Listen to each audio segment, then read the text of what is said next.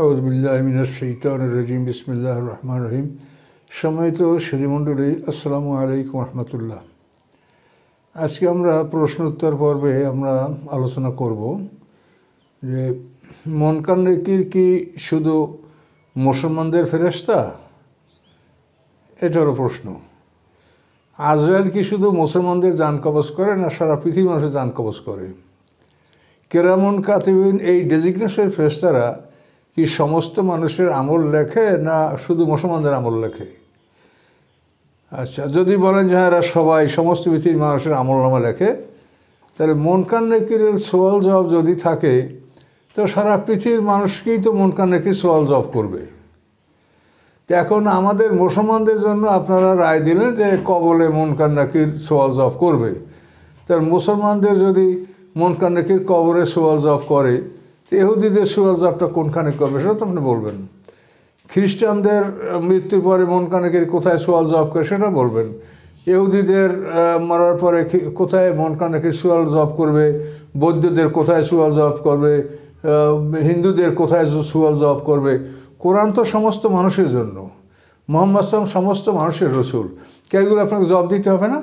কাজে আপনারা এই হাদিসগুলো বাইর করেন এখন যে মুসলমানদের মরার পরে মুনকার নেকির কবরে সওয়াল জবাব করবে, ইহুদিদের কোথায় করবে, খ্রিস্টানদের কোথায় করবে, বৌদ্ধদের কোথায় করবে, হিন্দুদের কোথায়, সব আপনার হাদিস থেকে বাইর করে বলেন। তো তাই যদি বলতে না পারেন, তাহলে আমি যে কথাটা বলছি যে এটা কোরআনে এই জিনিসটা অস্তিত্ব নেই, অথচ হাজার হাজার হাদিস আছে এর পিছনে। এখন আমি কি বলবো বলেন? আপনারা আলেম ওলামারা বা আমাদের সিনিয়ররা তারা এটা নিয়ে গবেষণা করুক।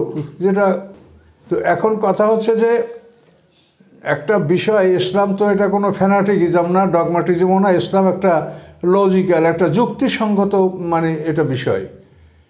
এখানে সব কিছুই যুক্তিসঙ্গত এবং জ্ঞান এটা অ্যালাউ করবে যে না এটা হওয়া উচিত। তার এই জন্য মুনকার নেকিরের ব্যাপারটা এটা আমি আপনাদেরকে বারবার বোঝানো সত্ত্বেও মানুষ বুঝতে পারছে না। এই মনে যে 10-15 মিনিট আগে আমেরিকা থেকে এক লোক মোবাইল করেছেন এই বিষয়ই। এখন এটা প্রত্যেকের প্রশ্নের উত্তর কীভাবে আমি দেব? কাজে আমি এই জন্য আমি যে বুঝি সেটা আমি বলি। আমার কথা হচ্ছে যে আমি হাদিস গ্রহণ করতে 100% রাজি, গ্রহণ করি। রাসূলের কথা গ্রহণ করা আমি ফরজ মনে করি। কিন্তু রাসূলের কোনো কথা কোরআনে থাকবে না বা সেই কথার সাথে কোরআনের মিল হবে না, এরকম বিষয় তো মানে মানার জন্য আল্লাহ বলেননি, রাসূলও বলেননি। তো এই জন্য মুনকার নেকিরের ব্যাপারটা, এই বিষয়টা আপনারা কোরআন থেকে আপনারা এই বিষয়টা লক্ষ্য করার চেষ্টা করেন যে কোরআনে মৃত্যুর সম্পর্কে আল্লাহ কি বলেছেন। হাদিসে বলা হয়েছে যে মুনকার নেকিরের সওয়াল জবাবের পরে তাকে জান্নাতের দিকে ইল্লিনে অথবা সিজিনে নিয়ে যাওয়া হবে। এইটাই তো হাদিসের বিবরণ। কবরে সে 3টা প্রশ্নের জবাব দিতে পারলে তাকে মান রব্বুকা অমাদিনুকা অমান নবীকা, এই 3টা প্রশ্নের জবাব দিতে পারলে তাকে জান্নাতের দিকে তাকে মানে কবর রওজাতুম মিন রিয়াজিল জান্নাহ করে দেওয়া হবে। আর এই জবাব দিতে না পারলে তার কবরটা হবে হুফরাতুম মিন হুফারেন নিরান, যে ওটা আগুনের একটা গর্তে পরিণত হবে। তো এখন এই কথা যে হাদিসে বলবেন আপনি, এই কথা সরাসরি কোরআনের খেলাফ। তার কারণ কোরআনে বলা আছে যে একটা মানুষ কোথায় যাবে, কোথায় থাকবে তা তার জান কবজকারী ফেরেশতাদেরকে আল্লাহ এটা নির্দেশ দিয়ে তাকে পাঠাবেন। যে জন্য কোরআন পাকে বলা হয়েছে তাওয়াফাতহু রুসুলুনা, হাত্তে যা জাহাদুল মাউত তাওয়াফাতহু রুসুলুনা। আল্লাহ বলেন তাদের কারো কাছে যখন মৃত্যু আসে তখন আমার রসুলরা তাদের জান কবজ করে। এই রাসূল শব্দটা আজরাইল গ্রুপের শানে কেন ব্যবহার করা হলো? এর কারণ হচ্ছে আল্লাহ তাদেরকে বিশেষ নির্দেশ দিয়ে পাঠান যে এইভাবে জান কবজ করবা এবং অমুক জায়গায় তাকে পৌঁছাই দেবা। তো এই জন্য কোরআন বলে যে মানুষের যে 2টা ঠিকানা, মানুষ 2 ভাগে বিভক্ত, মোমেন এবং কাফের। মোমেনের ঠিকানা ইল্লিনে, কাফেরদের ঠিকানা সিজিনে। এবং জান কবজের সময়ই তাদের শাস্তি শুরু হয়ে যাবে। যারা কাফের তাদেরকে জান কবজ সময় আল্লাহ বলেন যে অল মালাইকাতু ইয়াদরিবুনা উজুহাহুম আদবারহুম ফাকাইফা ইযা তাওয়াফাতুল মালাইকাতু, কী অবস্থাটা হবে যখন ফেরেশতা তাদের জান কবজ করবে ইয়াদরিবুনা উজুহাহুম আদবারহুম, ফেরেশতা তাদের মুখে এবং পিঠে পিঠাতে থাকবে। সূরা মুহাম্মদের 28 নম্বর আয়াতে এটা বলা হয়েছে। তাহলে মুনকার নাকিরের সুয়াল জবাবের পরে আযাব হবে, এটা হলো হাদিসের কথা। আর আল্লাহর কোরআনের কথা হলো যে জান কবজের সময় ওকে পিটানো হবে, পিঠে এবং মুখে। এবং ওর নাজিয়াতে গারকা, এই সূরা নাজিয়াতের প্রথম আয়াতেই বলা হয়েছে যে ফেরেশতারা ডুব দিয়ে ওর দেহের মধ্যে ঢুইকা ওর প্রত্যেকটা পশমের গোড়া থেকে টাইনে টাইনে প্রাণ মুখের কাছে নিয়ে আসবে, আবার ছেড়ে দেবে, আবার টানবে, এভাবে তাকে শাস্তি দিতে থাকবে। তাহলে শাস্তিযোগ্য যারা, মরার পরে যারা শাস্তি পাবে, তাদের শাস্তিটা তো মৃত্যুক্ষণেই শুরু হয়ে যাচ্ছে। আর ওই হাদিসে বলা হয় যে মুনকার নাকিরের সুয়াল জবাবের পর। এখন একটা লোককে মরার পরে কবর দেওয়া হলো না 3 দিনেও, এখন কি ওই 3 দিন পর্যন্ত তার সুয়াল জবাব বন্ধ থাকলো? বা কাউকে 10 দিন পর, কাউকে 6 মাস পর কবর দেওয়া হলো। এখন এগুলির মুনকার নাকিরের সুয়াল জবাবের কী সমাধান, এটা আপনারা বলেন। কাজে একটা কথা, অযৌক্তিক কথা বলবেন, কোরআনের সাথে মিলবে না, আর সেইটা নিয়ে আপনারা যদি মানুষকে ফতুয়া দেন, দিতেই পারেন। তার কারণ এটা তো কী বলবো, এমটিভিসের সাউন্ড মাস, ফতুয়া দিতে তো এদের সময় লাগে না, একটুর মধ্যেই ফতুয়া দিয়ে ফেলেন। কাজে ফতুয়া আপনারা দেন, সেটা যাদের অভ্যাস আছে সেটা করেন। কিন্তু আমার কথা হলো, যারা চিন্তা ভাবনা করতে চান তারা আমার কথাটা দেখেন, যে আপনি কবরের আযাবের হাদিস বলা হয়েছে মুনকার নাকিরের সওয়াব 3টা প্রশ্নের জবাব দিতে পারলে তাকে ইলিনে নেওয়া হবে, আর না পারলে তাকে সিজদে নেওয়া হবে। আর কোরআন বলে যে মৃত্যুর আগেই তাকে পিটানো হবে। ফাকাইফা তাফাতুল মালাইকাতু ইয়াদরিবুনা উজুহাহুম ওয়া আদবারহুম, এটা কোরআনের সূরা মুহাম্মদের 28 নম্বর আয়াত। তো এভাবে শাস্তি তো মৃত্যুর সময় তাদের শাস্তি শুরু হয়ে যাবে। এবং এদেরকে যে পিটানো হবে, টানা খেসা করা হবে, জোরাজুরি করা হবে, এটার কারণটা আপনি একটা বাহ্যিক উদাহরণ দিয়ে আপনাদেরকে বোঝার চেষ্টা করছি। যে দেখেন, একটা দৃষ্টান্ত নেন। আমেরিকা থেকে মনে করেন আমাদের দেশের সরকার 100 পাওয়ার পাম্প বা সেচ মেশিন আমদানি করছে। 10 বছরের মেয়াদে ভাড়ায় আনা হয়েছে মেশিনগুলি। 10 বছর বাংলাদেশে কাজ করার পর এগুলো আবার আমেরিকায় ফেরত দেওয়া হবে। ভাড়ায় মেশিন নিয়ে আসা হয়েছে। এখন এই মেশিনগুলো কিভাবে চালাতে হবে, এই জন্য প্রত্যেকটা মেশিনের একটা ক্যাটালগ বই থাকে।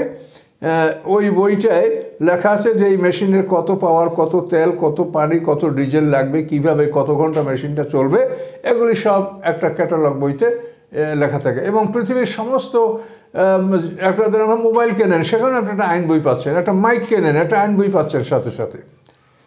তো এইভাবে ধরেন আমেরিকা থেকে মনে করেন 1 লক্ষ মেশিন আমদানি করা হলো 10 বছরের মেয়াদে।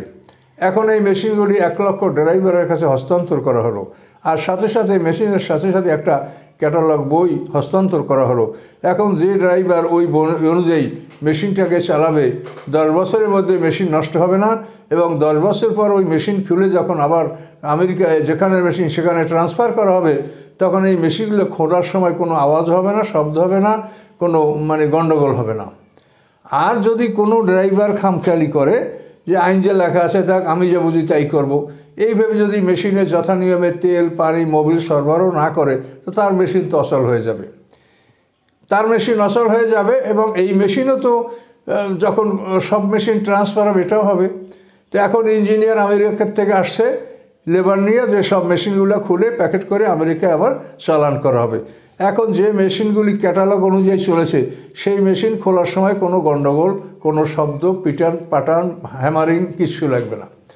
আর যে মেশিনগুলোকে ওই ক্যাটালগ অনুযায়ী চালানো হয় নাই, সেই মেশিনগুলো খোলার সময় লেবাররা বলবে ইঞ্জিনিয়ারকে, স্যার এই মেশিন তো খোলা যাচ্ছে না। কেন? যে মেশিনে তেল, মোবিল কিচ্ছু ব্যবহার করে পুড়ে ছাই হয়ে গেছে, এখন এগুলো মরিচা ধরে গেছে, এগুলো খুলতে পারছি না। তাহলে এখন দেখেন, এই যে আমাদের মানব মেশিন, এই মেশিনটা যখন খোলার জন্য আজরাইল গ্রুপ আসবে, হেড অফ দ্য ডিপার্টমেন্ট হল আজরাইল, প্রধান ফেরেশতা, তার অনুগত অধীনস্থ ফেরেশতারা আসবে। তখন এই যে মেশিনটা ক্যাটালগ বই অনুসারে চালানো হয় নাই, আমাদের দেহ মেশিনের ক্যাটালগ বই হচ্ছে আল কোরআন। এই আল কোরআন দ্বারা যে মেশিনগুলি চালানো হয় নাই, সেই মেশিনগুলি যখন খোলার জন্য ইঞ্জিনিয়ার আসবে, লেবার আসবে, তখনই লেবার হলো ওই যে জুনিয়র ফেরেশতারা, আর ইঞ্জিনিয়ার হলো আজরাইল। ওরা বলবে যে একে তো পারা যাচ্ছে না, মেশিনের স্ক্রু ড্রাইভার দিয়ে ঘুরালে ঘোরে না, মানে সব মরিচা ধরে গেছে, তখন ইঞ্জিনিয়ার বলবে যে হ্যামার দিয়ে পিটাইবা দেখো মরিচাটা কমাতে পারো নাকি, তো হ্যামার দিয়ে পিটাইয়া তারপর ওটাকে তুমি মরিচা দূর করে তারপর দেখো খুলতে পারো কি না। এখন পিটান শুরু হয়ে গেল, এখন এই মেশিন খোলার জন্য পিটান শুরু হয়ে গেল। এখন পিটানোর পরেও যদি মেশিন খোলা না যায় তাহলে ইঞ্জিনিয়ার কী বলবেন যে ওকে ভেঙে চুরমার করে আলাদা প্যাকেট করো। কিন্তু মেশিন রাখা যাবে না, গণনায় 1 লাখ মেশিন, 1 লাখ মেশিনই ওখানে যাবে, একটা মেশিনও কম যাবে না, সবই যাবে ঠিকমতো যাবে। তো কোনোটা সলিড যাবে, ভালো যাবে, আর কোনোটাকে ভেঙে চুরমার করে প্যাকেট করে পাঠানো হবে।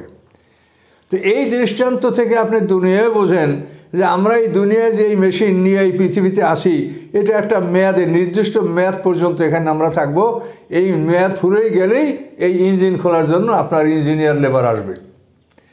তো ইঞ্জিনিয়ার লেবার আসার পরে যদি এটা প্রমাণ হয় যে এই মেশিন চালানোর জন্য আপনি ক্যাটালগ বই ফলো করেছেন এবং সেইভাবে এই মেশিনে তেল পানি দিয়েছেন, নামাজ রোজা বিধান পালন আপনি করেছেন, তা আপনার ইঞ্জিন খোলার সময় নাশে তাতে নাস্তা খুবই আরামে, খুবই সহজে, খুবই নম্রতা সহকারে আপনার ইঞ্জিন খোলা হয়ে যাবে, মানে কেউ টেরই পাবে না।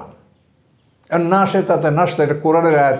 এটা এগুলোকে গল্প মনে করেন না, উদাহরণটা দিলাম, কিন্তু কোরআন আয়াত সাথে আমি এটাকে আপনাকে বোঝার জন্য এটা মিলিয়ে একটা দৃষ্টান্ত দিলাম। তাহলে একটা হলো নাজিয়াতে গারকা, একটা হলো ফাকাইফেদা তাফাতুল মাকো মালাইকা তো ইয়াদ্রিবুনা উজুহুম আদবারহুম, ফেরেশতারা মুখ এবং পিঠে পিটাবে। তাহলে এখন যে ইঞ্জিন ক্যাটালগ অনুযায়ী পরিচালনা করা হয় নাই, সেই ইঞ্জিন খোলার সময় পিটাতে হবে। এই জন্য কোরআন পাকে আল্লাহ বলেছেন যে এই কাফেরের জান কবজ করার সময় তাদেরকে বুকে পিঠে পিটানো হবে, পিঠে ভেঙে চুরমার করে তারপর ইঞ্জিন বের করে ওখান থেকে নিয়ে যাওয়া হবে। এটা কোরআনের আয়াত এবং বাস্তব দৃষ্টান্ত, আপনি এটা বুঝে নেন। তাহলে এখানে কোরআনে যেটা বোঝা গেল সেটা হলো যে যারা যেখানে যাবে সেখানে যাওয়ার জন্য ওই ধরনের ফেরেশতাই তাদের জান কবজ করবে। এবং আল্লাহ তাআলার কোরআন সারা বিশ্বের মানুষের জন্য, এবং আল্লাহ তাআলার কোরআনে এক কথায় বলে দিয়েছেন যে যারা অপরাধী হিসাবে কবরে যাবে, অপরাধী হিসেবে পৃথিবীতে বিদায় হবে, তারা সিজ্জিনে থাকবে। আর যারা নেকামল করে পৃথিবীতে বিদায় হবে তারা ইল্লিনে থাকবে। এটা আল্লাহ এক কথায় বলে দিয়েছেন।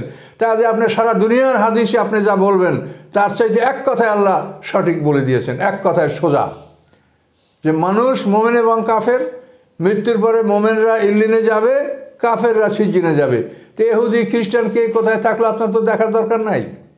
হিন্দু মোশরেক বৌদ্ধ কে কোথায় থাকলো, কে কাকে বিউরিয়াল ফাংশন, ক্রিমেটিং ফাংশন কে কার জন্য কী করা হলে তো আপনার দেখার প্রয়োজন নাই। আল্লাহ বলে দিয়েছেন যে মোমেন হিসেবে ইন্তেকাল করবে ইল্লিনে যাবে, আর কাফের হিসেবে ইন্তেকাল করে তারা সিজ্জিনে যাবে, এক কথায় শেষ। কিন্তু আপনি যদি বলেন যে মুনকার নাকিরের সুয়াল যাওয়ার পরে মানুষ ইল্লিন সিজ্জিনে যাবে, এই কথাটা সম্পূর্ণ কোরআনের খেলাফ।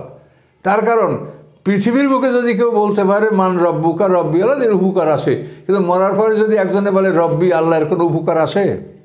দেখেন তো, আলেমদের কাছে ফতুয়া নেন। একটা লোক মরার পরে বলবে রব্বি আল্লাহ, দিন আল ইসলাম, মোহাম্মদ সামান নবী, এটা মরার পর বললে কোনো ফায়দা হবে? এটা তো বলতে হবে পৃথিবীতে এই বেঁচে থাকার অবস্থায়, যেটা আল্লাহ তাআলা কোরআন পাকে বলেছেন যে মরার পরে যখন মানুষ আফসোস করবে, আল্লাহর কাছে পৃথিবীতে ফেরত আসার জন্য অনুরোধ করবে, তখন আল্লাহ কি বলবেন?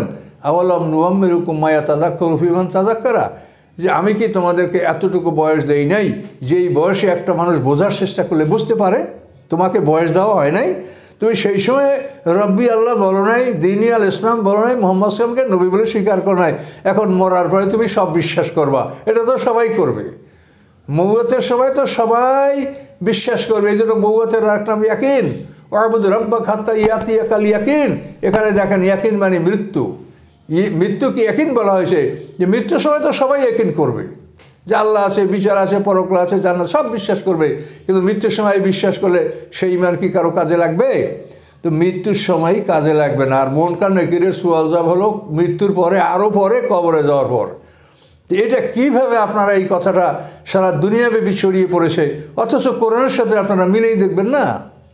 আমি যদি খামখেয়ালি বলে থাকি বলেন যে আমি কোরআনের বাইরে কিছু বলেছি, তাহলে বলেন, কোরআনের সাথে কথা মিলিয়ে বলেন।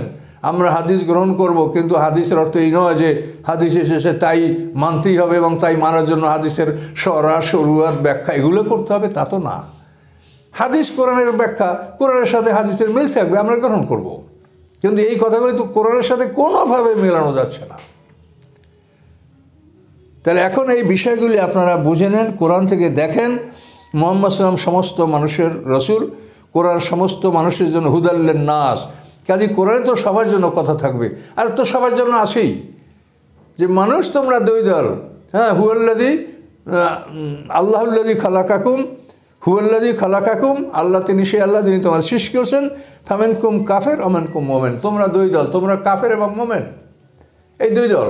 এবং এই দুই দলের জন্য আল্লাহ এক কথাই বলে দিয়েছেন যে মুমিন যারা তারা ইল্লিনে থাকবে, কাফের যারা সিজজিনে থাকবে, এবং এই বরজাক বা পর্দার আড়ালে জগতে তারা অবস্থান করবে হাসরের ময়দানে ওঠার পূর্বক্ষণ পর্যন্ত।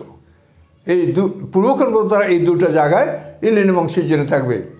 কাজে এখানে এক কথাই কবর আযাব প্রমাণিত যে যারা কাফির হিসেবে মরবে তারা জেলখানা থাকবে। দুনিয়ায় যে মানুষকে সাজা দেওয়া হয়, কোথায় দেওয়া হয় বলে তো? জেলখানা ছাড়া অন্য কোনো জায়গা আছে নাকি যে সেখানে মানুষকে সাজা দেওয়া হয়? তো এই জন্য আল্লাহ তাআলা এক কথাই বলে দিলেন যে কাফের যারা, ইন্না কিতাবাল ফুজ্জার লাফি সিজ্জিন। তো এই জন্য এই বিষয়গুলি আপনাদেরকে আমি বারবার বলছি, আবারও বলছি যে আপনারা এটা বুঝে নেন যে বিষয়টা যেটা কোরআনে স্পষ্ট আয়াতে বলা হয়েছে, ইয়াউমা ইয়াতি বাযু আয়াতি রব্বিকা লা ইয়ানফাউ নাফসান ঈমানুহা আও কাসাবাত ফি ঈমানিহা খায়রা। শাস্তির নিদর্শন যখন প্রকাশ পেয়ে যাবে তখন কোনো মানুষের ঈমান তার কাজে আসবে না, তখন কোনো মানুষের নেকামল তার কাজে আসবে না। যেমন ফেরাউন লোহিত সাগরে ডোবার সময় সে বলছিল আমানতু আন্নাহু লা ইলাহা ইল্লাল্লাযী আমানাত বিহি বানু ইসরাঈল ওয়া আনা মিনাল মুসলিমিন। এটা কোরআনের আয়াত না, আসে না কোরআনে? তাহলে এখন এই সময় কি ফেরাউনের ঈমান আল্লাহ কবুল করেছেন? ফেরাউন তো কত সুন্দর করে ঈমান এনেছে। আল্লাহ বলেন আল্লাহ নেবে এখন অকদ আসাই তা কবলো, এইমাত্র তুই ইতিপূর্বে আমার নাফরমানি করলি, অকুন তামনাল মুফসিদিন, তুই ছিলি পৃথিবীটা ফাসাদকারী মানুষ, তো এখন আমি তোর ঈমান কবুল করব? মৃত্যুর সময় ঈমান কবুল করলে তো কেউ দোজখে যাবে না, সবই তো বেহেশতে যাবে। কাজেই মুনকার নেকিরের বিষয়টা মৃত্যুর পরে যে আপনারা একটা প্রশ্ন বাইর করছেন যে ওখানে সুয়াল জবাব হবে, তারপর ইল্লিন সিজজিন হবে, কী করে এটা সম্ভব বলেন? যেখানে মৃত্যুর আলামত জাহের হয়ে গেলেই, প্রকাশ পেয়ে গেলেই তার কোনো ঈমান বা নেকামল কবুল হবে না, এটা স্পষ্ট কোরআনে বলা। কাজে এই জন্য এই হাদিসগুলি কোরআনের সাথে সাংঘর্ষিক বলেই আমরা এই হাদিসগুলি আমরা স্থান দিতে আমরা পারছি না। এগুলি আপনারা যারা পেয়েছেন তারাই খোঁজ করেন, কারা লিখেছে, কোথা থেকে আসছে, কীভাবে আসলো ইসলামে, কীভাবে ঢুকলো, এটাকে অনুসন্ধান করে দেখেন। এই হাদিসের সাথে কোরআনের কোনো সম্পর্ক নাই। প্রত্যেকটা হাদিসের সাথে কোরআনের সাথে সম্পর্ক থাকবে। কোরআনের বিষয়টা অস্পষ্ট, হাদিসের স্পষ্ট হবে। কাজে হাদিস এবং কোরআন দুটাই ওহী। হাদিস হলো ওহিয়ে গায়ের মাতলু, কোরআন হইয়ে মাতলু, দুটাই ওহী, দুটাই আল্লাহর। কাজে হাদিসও আল্লাহর, কোরআনও আল্লাহর। কাজে আল্লাহ তাআলা কোরআনে বলবেন এক কথা, হাদিস বলবেন আর এক কথা। এটা কি বিশ্বাসযোগ্য? এটা কোনো জ্ঞান এটা কি পারমিট করে বলেন? কাজে এই জন্য এই বিষয়গুলি আপনারা ভালো করে পরীক্ষা নিরীক্ষা করেন। শুনলেই রাগ করিয়েন না যে উনি হাদিস মানে না, এটা তো বলা এক কথায় সোজা, কিন্তু কথাগুলো আগে বিবেচনা করেন যে কী বলা হচ্ছে, আপনি এটা দেখেন। মানার মতো হাদিস হলে অবশ্যই আমরা মানবো, আপনি মানে সবাই মানবে। আর যদি মানার মতো না হয়, যেটা মেনে আমরা বিপদে পড়তে যাব না। তাহলে এই জন্য মুনকার নেকির সুয়াল জবাবের পর্বে হাজার হাজার হাদিস আছে। কাজে এইগুলি সম্পর্কে কোরআনের সাথে সম্পূর্ণ সাংঘর্ষিক। এজন্য আমার যা বলার এটা বললাম। এখন বিবেচনা আপনার হাতে। তাওয়াক্কালতু আলাল্লাহ আলাইহি তাওয়াক্কালতু আলাইহি উনীব। আল্লাহর উপরে তাওয়াক্কুল করছি, আল্লাহর প্রতি প্রত্যাবর্তন করছি। আল্লাহই ভালো জানেন, হেদায়েতের মালিক আল্লাহ। সম্মানিত শুধু এই বিষয়টা আপনি কোরআন পাক থেকে ভালো করে বোঝার জন্য আপনাদেরকে কয়েকটা আয়াত বলে দিচ্ছি, এগুলো আপনারা দেখেন। এক নম্বর দেখেন, সূরা মুমিনুনের 100 নম্বর আয়াতটা দেখবেন। সেখানে আল্লাহ বলেছেন, হাত্তি জাহাদাবুল মাউতু ক্বালা রাব্বি জিউন লাআল্লি আমালু সালিহান ফীমা তারাকতু কাল্লা ইন্না কালিমাতুন হুয়া কায়লুহা ওয়া মিন ওয়ারাইহিম বারযাখুন ইলা ইয়াউমি ইউবআসুন। এটা হলো সূরা মুমিনুনের 100 নম্বর আয়াত। এইটা আয়াতগুলো আপনারা দেখেন। এখানে কি বলা হয়েছে? যখন তাদের কাছে মৃত্যু আসে তখন তারা বলে রব্বির জিউন, হে আল্লাহ আমার প্রাণটা ফিরিয়ে দেন, লাআল্লি আমালু সালিহান ফীমা তারাকতু, যে ভালো কাজগুলি আমি ছেড়ে দিয়েছিলাম সেগুলি আমি করব। আল্লাহ তার জবাব দেন, কাল্লা, কখনোই না, ইন্না কালিমাতুন হুয়া কায়লুহা, এ ধরনের কথা তারা বলবেই। কাজে এখানে আল্লাহ বললেন যে এ ধরনের কথা তারা বলবেই, মৃত্যুর পূর্বক্ষণে এই কথাটা তার গ্রহণ করা হলো না, তো মরার পরে কবরে যাওয়ার পরে গ্রহণ হবে, গৃহীত হবে বলেন? রব্বি আল্লাহ বললে এটা গৃহীত হবে বলেন? এই জন্য বলছি এই কোরআন থেকে আয়াতগুলো আপনারা দেখে নেন। আল্লাহ বলেন কাল্লা ইন্না কালেমাতুন ওয়া কাইলু, কখনোই না, এ ধরনের বাক্য ওরা বলবেই। ওমে ওরাইম বারজাকুন ইলা ইয়াউমুল কিয়ামা, এবং তাদের সামনে রয়েছে পর্দার আড়ালের জগৎ কিয়ামত পর্যন্ত। এটা সূরা মুমিনুন 100 নম্বর আয়াতটা আপনারা দেখে নেন। তো এখানেই দেখবেন যে ওরা যখন এই আবেদনটা করবে মরার সময়, আল্লাহ বলবেন কাল্লা, কখনোই না। তো মৃত্যুর সময় আপনার এটা বললো, অনুরোধ ওদেরকে রাখা হলো না, এখন মরার পরে ওরা বলবে রব্বি আল্লাহ, তো ওদের উপকার হবে? কী করে হতে পারে এটা বলেন? এই জন্য আয়াতগুলি আপনি দেখেন। আচ্ছা, এরপরে আবার সূরা আনামের 61-62 নম্বর আয়াতে দেখেন, হাত্তা ইজা জাহাদুমুল মাউত তাওয়াফাতু রুসুলুহুম লা ইউফাররিতুন, এমনকি যখন তাদের মৃত্যু এসে উপনীত হবে তখন আমাদের রসুলরা তাদের জান কবজকে, এখানে রসুল শব্দ বলা হয়েছে যেহেতু আল্লাহ তাআলা তাদেরকে বিশেষ আদেশ দান করে আদেশ সহ পাঠিয়েছেন, এই জন্য মানে একটা খবর নিয়ে যারা আসে তাদেরকে রসুল বলা হয়। এরা খবর নিয়ে আসে, আল্লাহর পক্ষ থেকে আদেশ নিয়ে আসে। তাওয়াফাতু রুসুলুহুম লা ইউফাররিতুন, তারা কোনো রকম ত্রুটি বিচ্যুতি করবে না, এরা জান কবজ করবে। তারপর কি কবর করে কী করবে? 62 নম্বর, সুম্মা রুদ্দু ইলাল্লাহি মাওলাহুল হক, তারপর তারা তাদেরকে প্রকৃত মাওলার কাছে প্রত্যাবর্তন করবে, সেখানে নিয়ে যাবে। তো এখানে আপনি দেখলেন যে যারা জান কবজ করবে এই ফেরেশতারাই তারা তাদের প্রকৃত মাওলার কাছে অর্থাৎ ইল্লিন সিজ্জিনে নিয়ে যাবে। তাহলে এখানে আপনি মাঝখানে মুনকার নাকিরের জায়গাটা কোথায়? এটা তো স্থানটাই আমরা খুঁজে পাচ্ছি না। এরাই তো নিয়ে যাবে আল্লাহর হুকুমে, রুদ্দু ইলাল্লাহি মাওলাহুল হক, প্রকৃত মাওলার কাছে নিয়ে যাবে। সেই মাওলার কাছে নিয়ে যাবে, জায়গাটা কোথায়? যেটা ওই উপর আয়াতে বলা হয়েছে, ওমে ওরাইম বারজাকুন ইলা ইয়াউমিল কিয়ামা, পর্দার আড়ালের জগতে তারা কিয়ামত পর্যন্ত থাকবে, এবং সেই জগৎটার নাম ইল্লিন এবং সিজ্জিন, যেটা সরাসরি সূরা মুতাফফিফিনে আল্লাহ তাআলা স্পষ্টভাবে এটা বলে দিয়েছেন। তারপর তাদেরকে প্রত্যাবর্তন করাবে প্রকৃত রবের কাছে, মাওলার কাছে। আল্লাহ আল্লাহুল হুকম, তোমরা সকলে সাবধান হও, সমস্ত আদেশের মালিক আল্লাহ, হু আসরুল হাসিবিন, তিনি দ্রুত হিসাব গ্রহণকারী। তো হিসাব তিনি গ্রহণ করবেন, কিন্তু সবাই ইন্তেকালের পরে সবাই একত্রিত হবে হাশরের ময়দানে, তারপর সবাইকে এক জায়গায় একত্রিত করে তিনি হিসাবটা নেবেন।